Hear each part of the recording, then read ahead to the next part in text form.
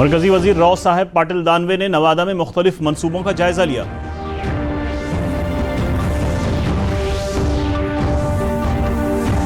नायब वजीर आला तारकिशोर प्रसाद ने कहा, रियासत में ब्लॉक सतह पर सेहत सहूलियात को मुस्तहकम किया जा रहा है। रियासत के नौजवानों को रोजगार देने के लिए हुकूमत मुख्तलिफ कंपनियों के साथ मुआहदा कर रही है।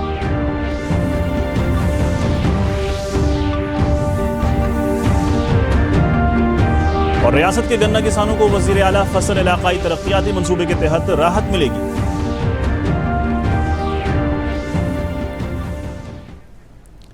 आदाब नाज़रीन, मैं हूं आपके साथ सलमान गनी और अब खबरें तफसील से। मरकजी हुकूमत ज़िला सतह पर मरकज़ के मुख्तलिफ फलाही मनसूबों का जायज़ा ले रही है। इस सिलसिले में मरकजी वज़ीर ममलिकत राव साहब पाटिल दानवे अपने 3 रोज़ा दौरे पर नवादा पहुंचे। इस दौरान उन्होंने वज़ीर आज़म गरीब फलाही मनसूबा समेत दीगर मरकजी मनसूबों का जायज़ा लिया। जनाब दानवे ने बताया कि मरकजी हुकूमत मुख्तलिफ फलाही मनसूबों का फ़ायदा समाज के आखिरी फ़र्द तक पहुँचाने के लिए पाबंद अहद है।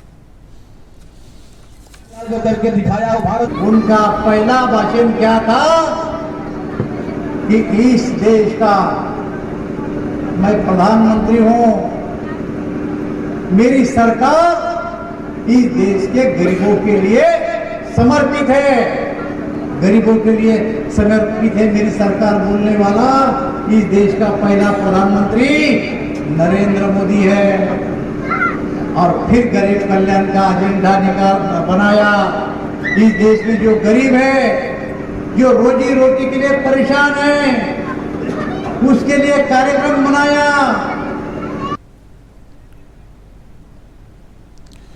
रियासत में कोरोना के मुमकिना खतरे के पेश नज़र ब्लॉक सतह पर सेहत सहूलतों को मुस्तहकम किया जा रहा है।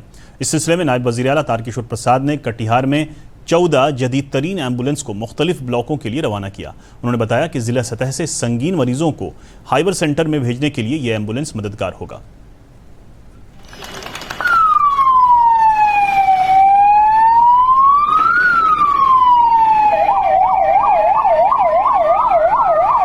आज कटिहार जिला में 14 एम्बुलेंस आया है और इसलिए 14 को अलग अलग प्रखंडों में और अनुमंडल अस्पताल में अभी उसे रवाना किया गया है, जिससे कि कोई दुर्घटना होने पर या किसी के जान पर अगर खतरा हो तो उसे तुरंत एम्बुलेंस के द्वारा जो हायर ट्रीटमेंट है वहाँ उस इंस्टीट्यूट में जाने में सुविधा होगी, क्योंकि जीवन रक्षक के रूप में जितने प्रकार के इंस्ट्रूमेंट्स हैं वो सब इसमें लगे हुए हैं।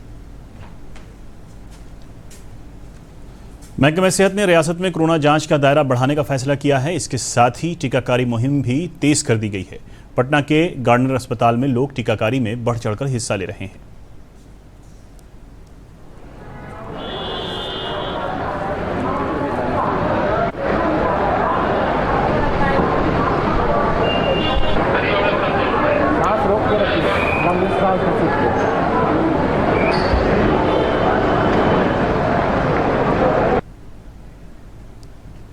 उधर पटना के बख्तियारपुर पीएचसी में टीकाकारी के सिलसिले में खुसूसी तैयारी की गई है। पीएचसी इंचार्ज ने बताया कि इसके लिए आवाम को बेदार किया जा रहा है।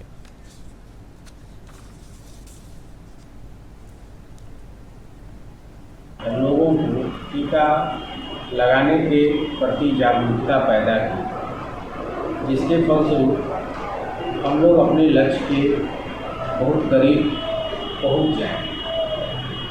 इस महाअभियान का मकसद कोविड वायरस से बचाव का, कोविड-19 से बचाव का मात्र एक ही उपाय है, कोविड वैक्सीनेशन। इसके अलावा और दूसरा कोई रास्ता नहीं।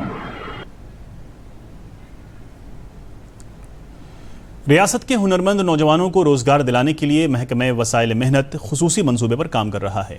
आज पटना में प्रेस कॉन्फ्रेंस में वजीर वसाइल मेहनत जीवेश मिश्रा ने बताया कि मुख्तलिफ कंपनियों के साथ महकमा इकरारनामे पर दस्तखत करके नौजवानों को रोजगार दिलाएगा। उन्होंने कहा कि जिला सतह पर नौजवानों के हुनर को फरोग देने के लिए प्रोग्राम चलाए जा रहे हैं।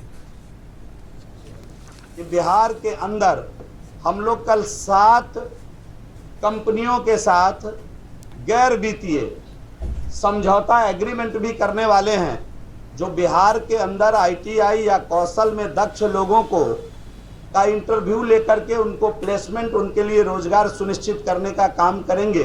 जो विश्व युवा कौशल दिवस के अवसर पर ये खास अवसर होने वाला है, जिसमें जागरूकता रथ बिहार के कोने कोने तक जाएगी और कौशल से जुड़े हुए लोगों को बिहार की सरकार, बिहार का श्रम संसाधन विभाग उसको सम्मानित करने का काम करेगा।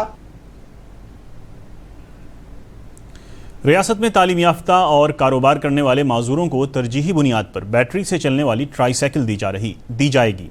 वजीर समाजी फलाह मदन सहनी ने आज पटना में जनता दल यू के रियासती सदर दफ्तर में नमानिगारों से बातचीत करते हुए बताया कि पहले आओ पहले पाओ की पॉलिसी की बुनियाद पर 60% से ज़्यादा माजूरों को बैटरी से चलने वाली ट्राईसाइकिल दी जाएगी।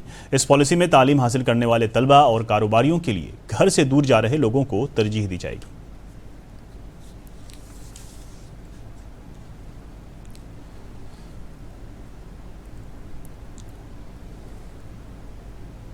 जो पहले आवेदन करेंगे उनको पहले इसको दिया जाएगा और यह सुविधा प्रदान कर दिया गया है। और उसका जो भी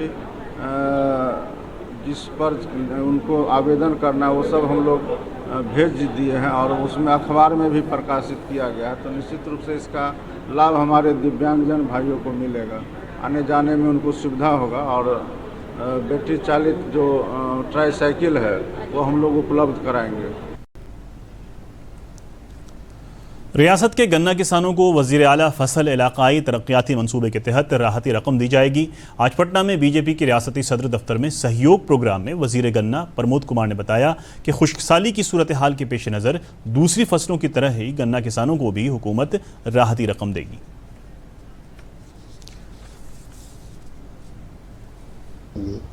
और न्यू तकनीकी विधि से गन्ना खेती करने की जो संवर्धन करेंगे और उसी में हम लोगों ने एक और योजना चलाया कि जो अर्ली गन्ना रोकेगा तो उसको अर्ली धान रोपनी किया है। तो हम लोगों ने 50% अनुदानित मूल्य पर धान का बीज भी लगभग 1200 एकड़ में हम लोगों ने देने का काम किया। ये भी नया एक्सपेरिमेंट है जिसमें 30 लाख रुपया मुख्यमंत्री गन्ना क्षेत्र विकास योजना के तहत किसानों के खाता में हम लोगों ने लाभान्वित कराया है। पटना पुलिस ने मरकजी खुफिया एजेंसियों की इत्तला की बुनियाद पर फुलवारी शरीफ थाना इलाके से 2 अफराद को मुल्क मुखालिफ सरगर्मी में शामिल होने के इल्ज़ाम में गिरफ्तार किया है। पुलिस ने इस मामले में छापामारी करके 4 दूसरे लोगों को भी गिरफ्तार किया है। पटना के एसएसबी मानुजीत सिंह ढिल्लू ने बताया कि पुलिस इस मामले की गहराई से छानबीन कर रही है। गिरफ्तार लोगों के इनपुट की बुनियाद पर मजीद छापामारी की जा रही है। एज ऑफ नाउ जितना भी हम लोगों के जो बैंड आउटफिट्स है, चाहे वो इंडिया की हो चाहे वो बाहर की हो, लिंक नहीं आए। लेकिन एक चीज़ है जैसे मैंने आपको पहले भी बताया है कि जो अथर परवेज़ हैं जो कि इसमें गिरफ्तार हुए हैं वो पहले सिमी के कार्यकर्ता रहे हुए हैं जब वो सिमी बैंड नहीं था।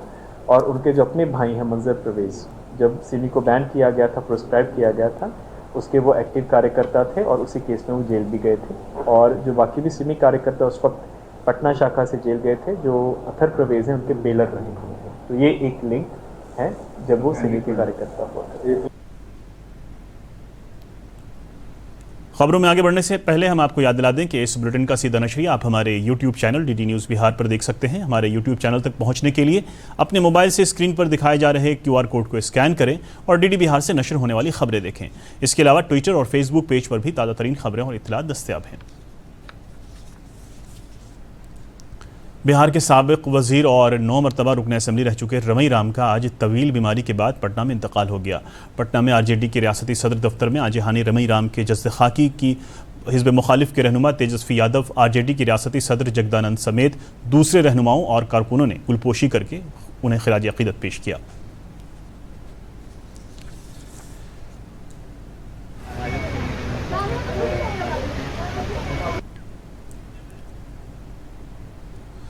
श्रावणी मेला आज से शुरू हो गया है। बिहार में कांवरियां सड़कों पर हुकूमत ने अक़ीदतमंदों की सहूलत के लिए कई खुसूसी इंतजाम किए हैं। असेंबली के स्पीकर विजय कुमार सिन्हा ने आज लखीसराय के अशोक धाम मंदिर में श्रावणी मेले का इफ्तिताह किया। उन्होंने बताया कि ये मुक़द्दस महीना खुसूसी अहमियत का हामिल है।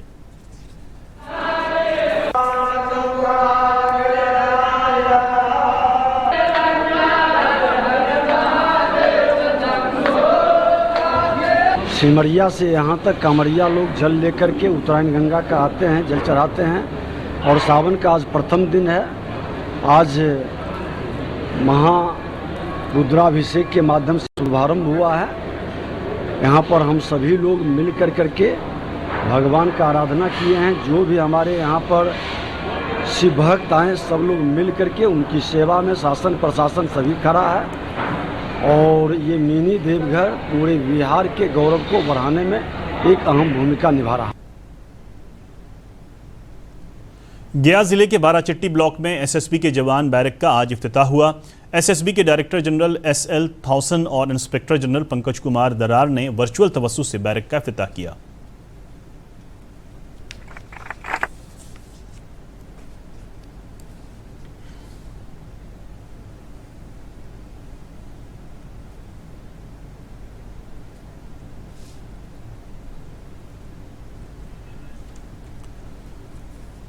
नवादा जिले के किसान मौसम की बेरुखी से परेशान हो रहे हैं।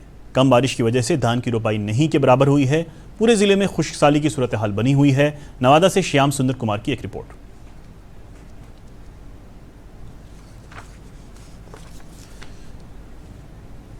नवादा जिले के किसान बारिश के इस मौसम में हर दिन पानी की बाट जोह रहे हैं। आकाश में उमड़ते घुमड़ते बादलों को देखकर किसान खुश हो जाते हैं, लेकिन पिछले कई दिनों से बारिश नहीं होने से धान के बिचड़े सूखने लगे हैं।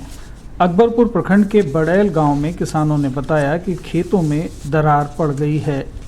बिचड़ा पानी के अभाव में दम तोड़ रहा है। अब इस समय धान का रोपा हो जाता था, नहीं तो रोपना चालू रहता था, लेकिन बारिश नहीं होने के कारण सब बेसुध है आदमी किसान। किसानों ने बताया कि नवादा जिले में कुल खाद्यान्न उत्पादन में धान की फसल ही सबसे ज़्यादा होती है। इस बार रुपाई नहीं होने से किसानों को साल भर खाने का अनाज भी नसीब नहीं होगा। साथ ही पशुओं के भोजन की भी समस्या हो जाएगी। पिछला साल से तो इन साल महा विपरीत बुझाता है। पिछला साल तो खूब बादल देखते हैं तो कैसा लगता है, बादल उठता है और उड़ जाता है, जेठ के तरह धूप होता है। जिला कृषि पदाधिकारी संतोष कुमार सुमन ने बताया कि जिले में तय लक्ष्य का 4% ही अभी तक रोपण हो पाया है, जो चिंता का विषय है। प्रत्येक दिन जिले में वर्षा की जानकारी ली जा रही है। सरकार इस स्थिति को देखते हुए सूखा घोषित कर किसानों को उचित मुआवजे का प्रावधान करेगी। हम लोगों से लगभग सभी दिन जो है वर्षापात का रिपोर्ट बिहार सरकार कृषि विभाग के द्वारा लिया जाता है। और नवादा जिले का जो अभी तक का रिपोर्ट है, इससे तो अगर बारिश आने वाले दिनों में नहीं होती है तो सुखाड़ की स्थिति बनती है। इस पर सरकार भी जो है काफ़ी चिंतित है और बहुत जल्द इस पर कुछ निर्णय लेने वाली है सरकार। पूर्ण रूप से खेती पर निर्भर रहने वाले किसानों के लिए बुआई के समय पानी का अभाव उन्हें दाने दाने के लिए मुहताज कर सकता है। उन्हें अब उम्मीद है कि सरकार सूखे की स्थिति को देखते हुए ससमय उचित मुआवजा देगी। नवादा से श्याम सुंदर कुमार की रिपोर्ट, दूरदर्शन समाचार, पटना। और अब आखिर में खास खबरें एक बार फिर। मरकजी वजीर राव साहब पाटिल दानवे ने नवादा में मुख्तलिफ मंसूबों का जायजा लिया। नायब वजीर आला तारकिशोर प्रसाद ने कहा, रियासत में ब्लॉक सतह पर सेहत सहूलियात को मुस्तहकम किया जा रहा है। रियासत के नौजवानों को रोजगार देने के लिए हुकूमत मुख्तलिफ कंपनियों के साथ मुआहदा कर रही है। और रियासत के गन्ना किसानों को वजीर आला फसल इलाकाई तरक्याती मंसूबे के तहत राहत मिलेगी। इसके साथ ही उर्दू खबरों का यह बुलेटिन यहीं ख़त्म हुआ। हमें दीजिए इजाज़त।